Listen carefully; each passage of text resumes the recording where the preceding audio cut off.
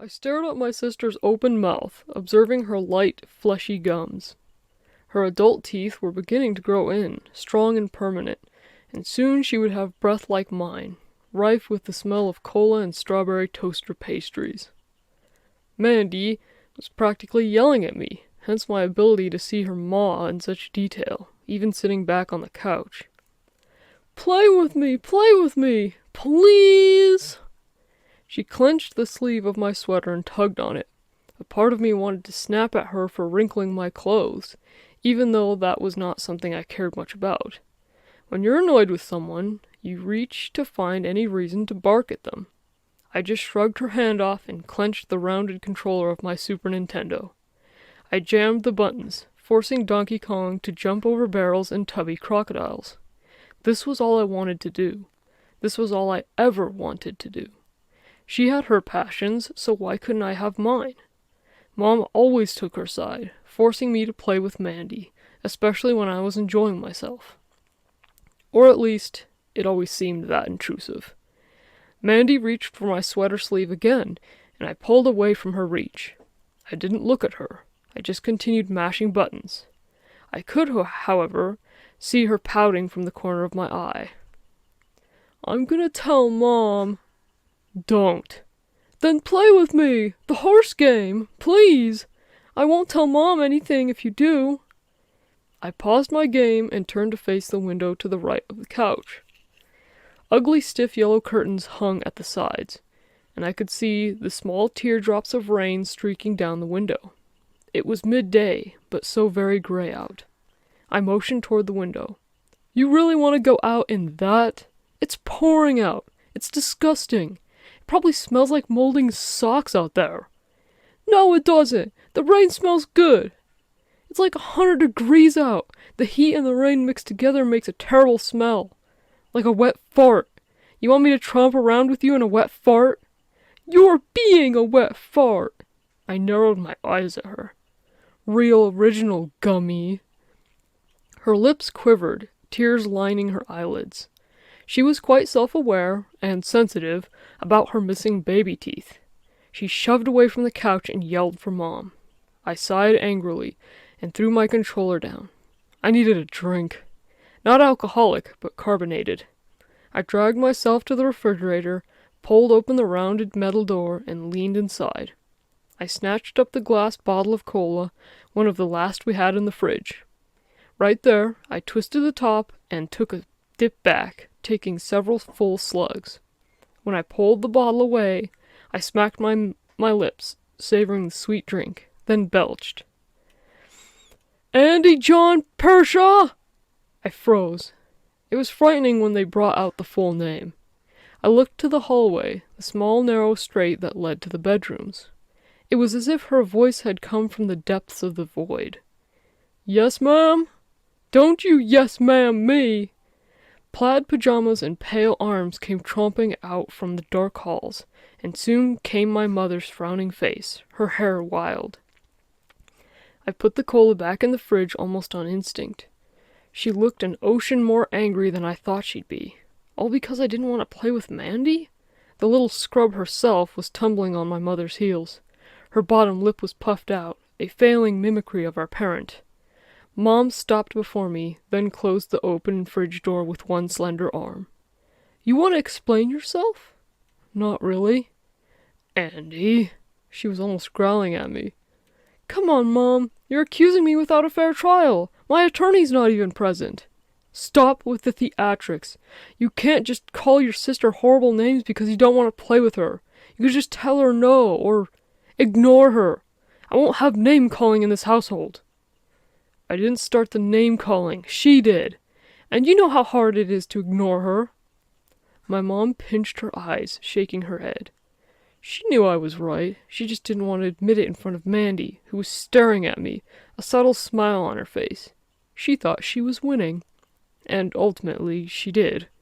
After several more minutes of bickering, our argument climaxed when I mentioned Dad. That earned me a finger pointing to the outside, and Mom screaming at me to get out and go play with my sister.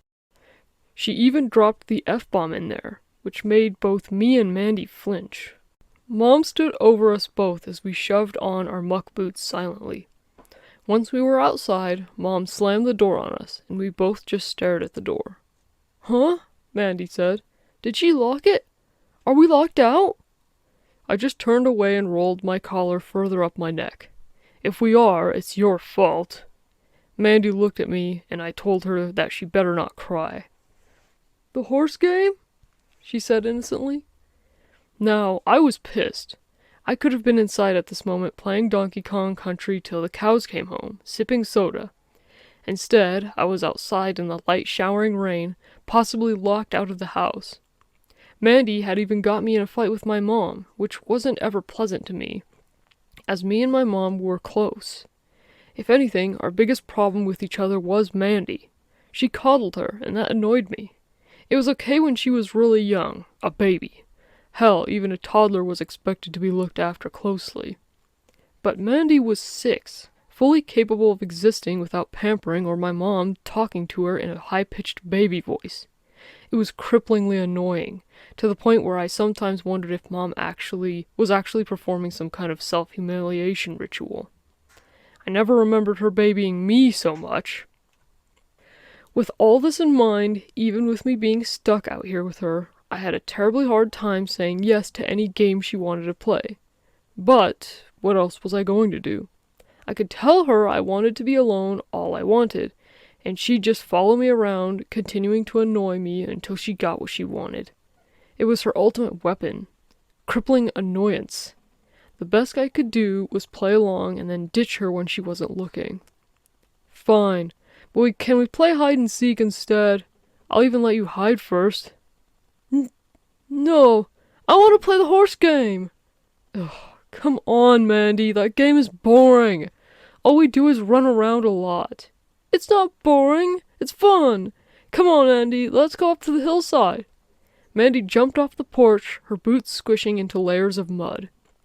She giggled, then looked back at me, the wind blowing her golden hair into her open mouth. She was waiting for me to follow along. Damn it. Sneaking away wasn't going to be easy.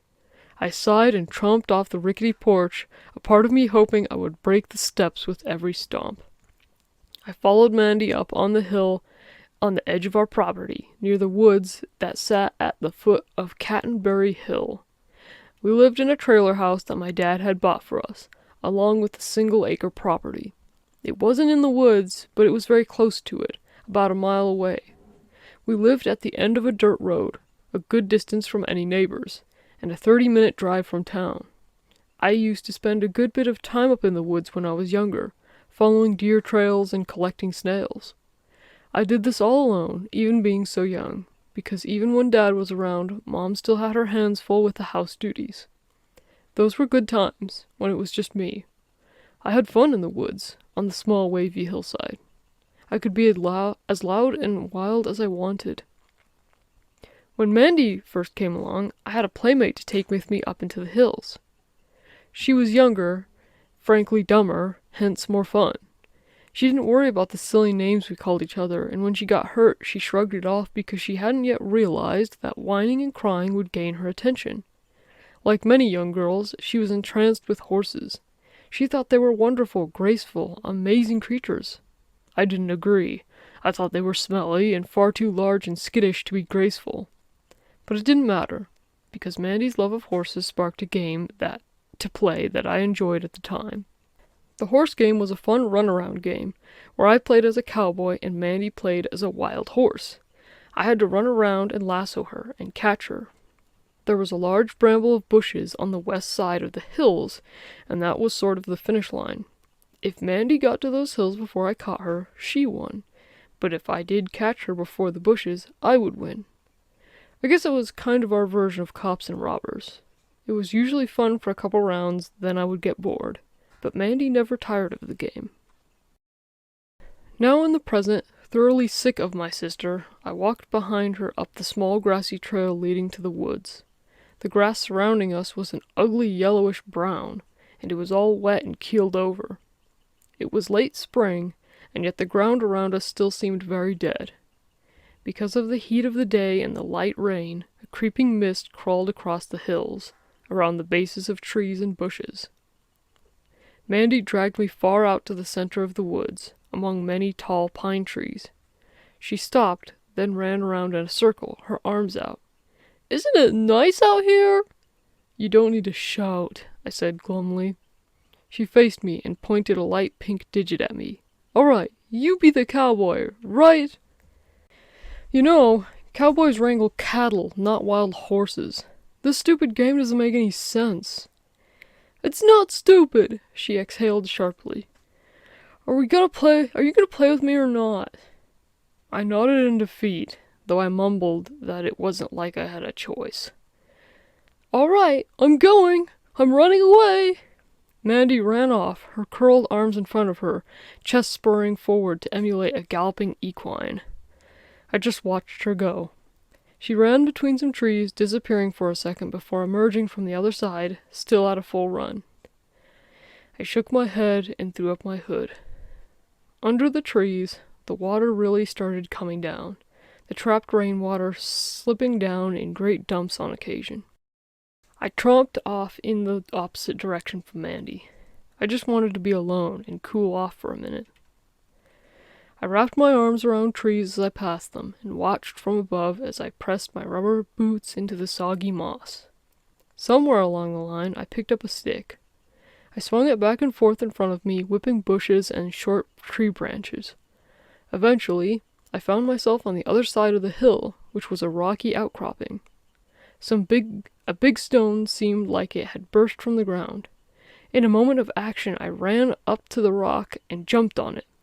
I climbed, hoisting myself up on the boulder. I sat atop the mossy rock, looking around at my surroundings. Far below, I could just barely see the trailer house. A lot of the scene was obscured because of the growing mist. I found myself strangely content. Taking in full breaths of the moist air cleared my throat, and the walking had gotten my blood shooting strong through my veins, boosting my energy. This was actually nice. I hadn't been up to the hillside in a couple of years, and I didn't realize how much I had missed it. A branch sounded off in the distance, a sharp snapping. I looked over my shoulder, gazing through the trees behind me. The mist was still at ground level, but it seemed to be reaching up, trying to climb the trees. I didn't see anything. I knew better than anyone that forests were notorious for their noises. The creaking of old wood, the voices of the animals, and the breathing of the earth. I wasn't scared of the snapping sound, not until I heard the screeching sound. It was a small, sharp, intentional whine. It sounded like some sort of animal, maybe in pain or calling out to an offspring. I turned on my rock, settling on my knees. I squinted into the forest, hoping to see a deer or some innocent animal parading about, until I heard it again, closer this time, and it made me freeze and hold my breath. It was a horse's neigh, but it wasn't from an animal. It was clearly someone imitating a horse's neigh. I could barely move. When I managed to glance down, the ground looked miles away. When I looked up again, my eyes now in a panic to see something, I finally saw it. A dark figure standing in the mist about 7 yards away. They were mostly obscured by the tree they stood behind, but there was no doubt in my mind that it was a person. Though, something about their head was wrong, deeply wrong. It was too long, too large. I did find the strength to move, but all I did was slide off my rock, my chest and thighs getting scraped up along the way. I had to keep my eyes on this person. I moved around the rock, holding my breath, my feet disrupting the mist below. I needed to get to the opposite hillside. I needed to find Mandy and get home. Tell Mom. I didn't care if this person had ill will or not. They weren't supposed to be out here. No one lived out here. No road traveled out this far. My family lived at the end of the road. It would be different if, maybe, they had a backpack and looked like a traditional hiker. But this person said nothing, and I know they saw me. I was staring at them, and they stared right back. Still keeping this person in sight, I continued to move slowly. I wanted to speak out, say something. Be a man and ask who the hell they were and why they were out here with me and my sister. But my voice had retreated back into my throat, and no matter how hard I tried, I couldn't fish it out. I was now at the edge of the rock pile, and the tree the stranger hid behind had covered them completely. I stopped, realizing I couldn't see them anymore. My breath came out in great huffs as I waited. Did I move back so I could see them, or did I continue on to find Mandy? I didn't know what to do. This was a nightmare. Suddenly, the person ran to another tree, nothing but a dark shape disturbing the mist. I cried out, turned, and ran. Seeing the person move, it was like I finally processed what was happening. It wasn't a nightmare. I wasn't going to wake up and smell the sweet scent of Snuggle on my covers. I ran through the sticks and the mud, mist and trees. Tears blurred my eyes. I didn't want to call out and give away my position, but all I could focus on, all I could see was Mandy. I needed to reach her. I needed to know she was safe. A terrible thought popped into my head. What if he had already gotten to her? I was out wandering around like a dickhead on the other side for a long time. What if he had already taken Mandy, or hurt her? Amanda! It was so sudden, my voice returning to my mouth, and the complete disregard for my own safety. I heard heavy footfalls behind me, and I gasped and, "No! Oh!" I had tripped and fell, my face pressing hard into the mud. Me hitting the ground somewhat shook the urgency out of my mind. I pulled away from the ground with a groan, my mind reeling. The world pulled away, then spun back to me. I felt globs of mud falling from my face as I lifted to my knees. I blinked, seeing black. Then I realized it was the mud that smeared my vision. I wanted to cry, my face all lathered with rain-soaked earth. While wiping mud from my eyes, I suddenly remembered why I was running. I looked up, about to call for Mandy, when I heard a noise from behind me. "Ha ha ha! Ha!" I turned to see Mandy behind me, her arms pressed to her stomach as she laughed at the state of me. I quickly got to my feet and surveyed the surrounding trees. Was he there? Did he follow me? I ran to Mandy, mud flinging off my jeans. "Mandy, we need to go. Someone's out here with us. A person. We need to go home." "What? A person? Who?" "I don't know. They're a stranger. I don't know. Is it Mr. Gobson?" "No, it's not Mr. Gobson. Just come on." I grabbed Mandy's hand before she could say anything else, and we took off down the hill. Of course, Mandy cried nearly the whole way, screaming that my grip on her wrist was too tight and that I was going to pull her arm off. I didn't care. I didn't stop. I just ran down the trail through the icky brown grass. Eventually, halfway down the hill, the trailer house in sight, Mandy fell down. I heard a shriek and suddenly felt as though I was dragging a bowling ball behind me. I whipped around, breathing hard. Mandy laid on the ground on her side, her tears a waterfall. She looked at me like I was a monster. "Mandy, I'm sorry, I didn't mean it." She lifted her head to the sky and screeched, her cries now a wail. I knelt next to her and tried to comfort her in some way, but she pulled away from me and continued to scream. She was holding her wrist, and her pants and coat were soiled in mud. I tried wiping the mud off with my sleeve, hoping that would help, but every time I thought her voice reached its peak, she would cry louder when I reached toward her. "Mandy, please!" I cried out. "We need to get home, please! I can't carry you, Mandy. I would if I could, but I can't. I'm not strong enough." It felt hopeless. But then she stopped, her wailing suddenly a small whimpering. I looked up to see that she was looking up the hillside. I followed her eyes, and on the top of a hill by the tree line stood a figure, their hands at their sides, dirty brown duster barely draped over their shoulders, patched up jeans with snow boots. They were standing in the light, and I could now see what it was that was wrong with their head. They were wearing a mask that looked to be made of paper bags. It was a horse. "What is that?" Mandy whimpered to me. "We need to go, Mandy. Now." Mandy got to her feet slowly, and we both kept our eyes on the figure as we made our way back to the house. The figure continued to just stand and stare. We were only a couple steps from where Mandy fell when she said, "Auntie, look!" I was already watching, and we both saw the figure turn and run back into the woods, their hands at their chest, bucking and reeling like they were a galloping horse. Into the misty forest they disappeared, never to be seen by us, and for that matter, anyone ever again. Mom didn't believe us. She thought we just made it up as an excuse to never go outside again. Because really, we didn't. Me and Mandy were both terrified to go out, even just to the yard, as the house really wasn't that far from the hillside. We both had nightmares of the horseman visiting us in our beds, or creeping outside our windows at night. But he never did. We moved away a couple years later, and Mandy and I were more than relieved.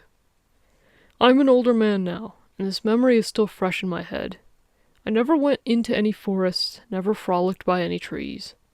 I always wondered who he was, and if he meant us harm. It was too risky to find out, too dangerous to walk up to the person and ask what the hell they were doing. But I guess I'll never know. This was simply one of those odd childhood memories that, really, never went anywhere bad or influenced me wrong. Just an uncomfortable memory. Amanda seems to have no recollection of that day.